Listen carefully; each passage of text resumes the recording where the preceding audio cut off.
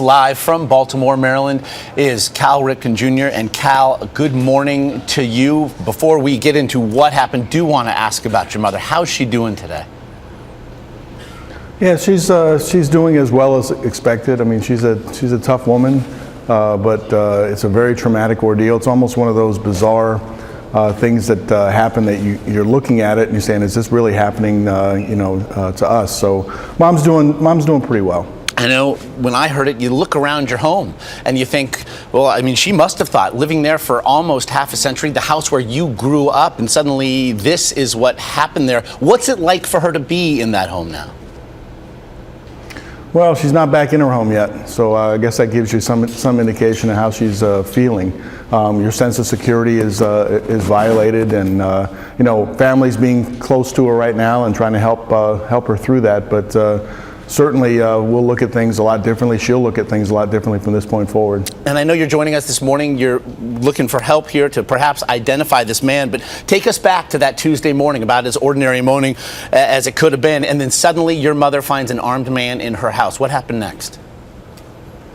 Yeah, I mean, I didn't find out about it until 9 o'clock at night, so we didn't even know Mom was missing until the 911 call came in that identified her car.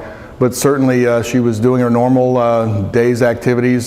She got up very early and was met in her garage at gunpoint and tied up and put in a car, and she was driven around for about 23 hours.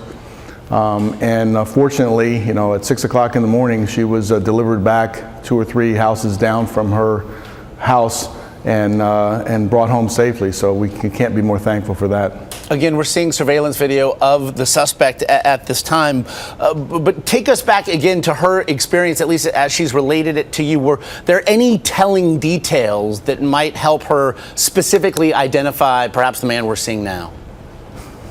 No, I don't think so. I mean, who knows what actually happened in the car for that period of time.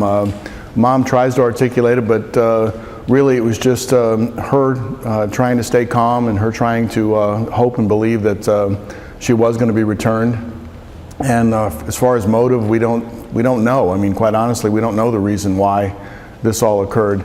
I think part of the reason coming on today is because everybody's asked about how my mom's doing, how she's feeling, and I want to articulate that to everyone is that she's doing pretty well. She's doing fine. So thank you all for caring about her.